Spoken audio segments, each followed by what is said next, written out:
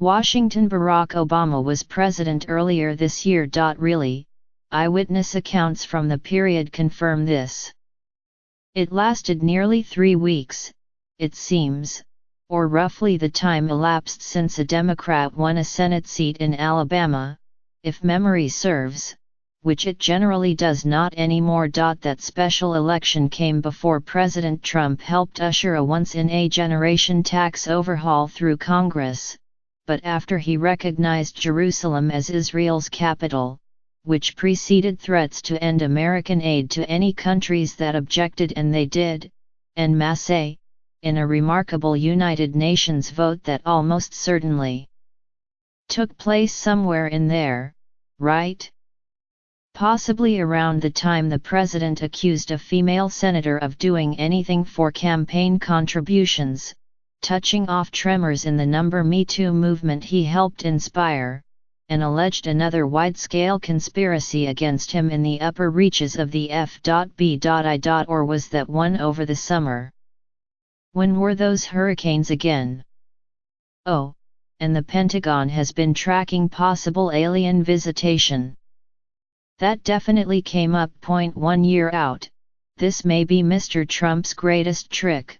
His tornado of newsmaking has scrambled Americans' grasp of time and memory, producing a sort of sensory overload that can make even seismic events of his creation or otherwise disappear from the collective consciousness and public view. He is the magician who swallows a sword no one thought was part of the act, stuffs a dozen rabbits into a hat before the audience can count them, and then merrily tweets about Fox and Friends while the crowd strains to remember what show it had paid to attend in the first place. Diplomatic crises.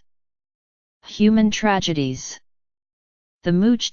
Poof, we crammed 6 years in, said Jason Chaffetz, a former Republican congressman from Utah who left the job at the end of June. We get to the point where we're just done dealing with something, said Matt Negrin, a digital producer at The Daily Show, recalling unresolved maelstroms like Mr. Trump's feud with a Gold Star widow, his baseless claim that Mr. Obama wiretapped him, and his defense of white nationalist supporters amid the deadly violence this summer in Charlottesville, Virginia. That's something, in my opinion, we should be talking about, Mr. Negrin said. But then the eclipse happened 5 days later. Not that Trump created the eclipse. But maybe. The disorientation has had far-reaching effects, shaping not only Mr. Trump's public image but also the ways in which lawmakers, journalists, and others in his ecosystem are compelled to operate. It is not exactly that nothing matters, to borrow social media's favorite nihilistic buzz phrase of the Trump age.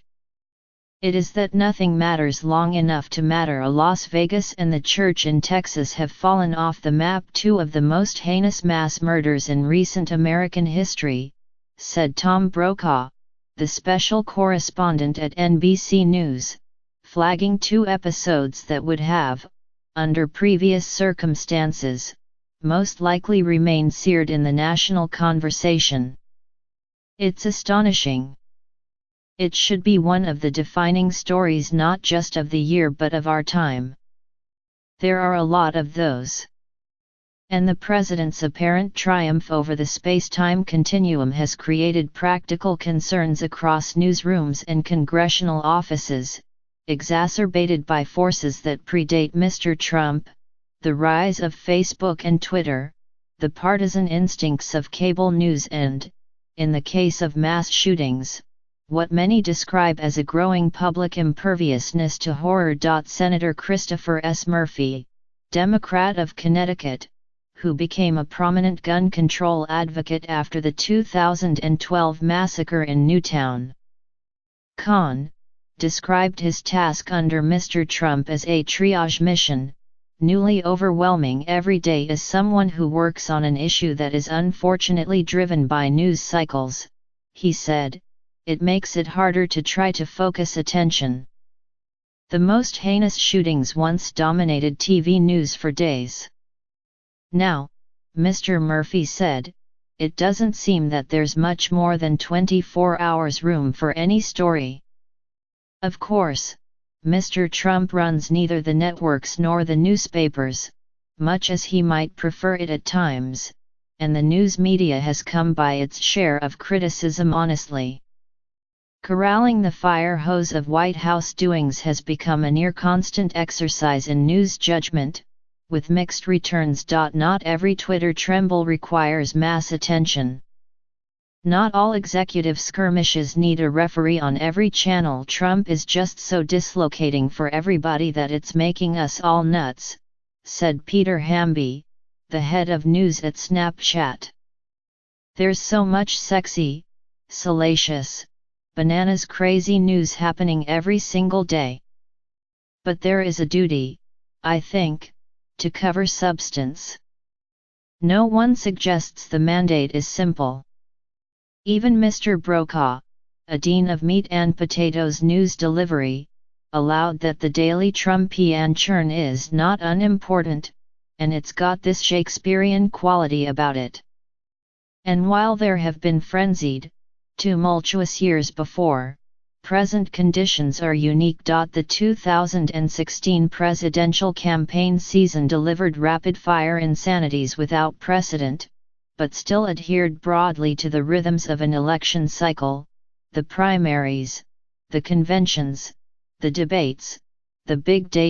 In 2017, the chaos tends to be unscheduled. The most oft-cited parallel is 1968, a tinderbox of tragedy, protest, and political upheaval, though the composition of the news industry then precluded the minute-to-minute ubiquity of 2017. It isn't as though we haven't seen a year like this, said Nancy Gibbs, the former editor-in-chief of Time magazine. But in the past, we haven't been mainlining it. Mr. Negrin, from The Daily Show, has pursued social media performance art to combat the times, hoping to drill down on a single, elusive subject. His Twitter handle includes the number of days since Mr. Trump promised to clarify his position on Hezbollah within 24 hours, a pledge, like many presidential utterances of non-trivial consequence, that went largely ignored in the typical swirl of the moment. That was July. Mr. Negrin offered two predictions for the new year.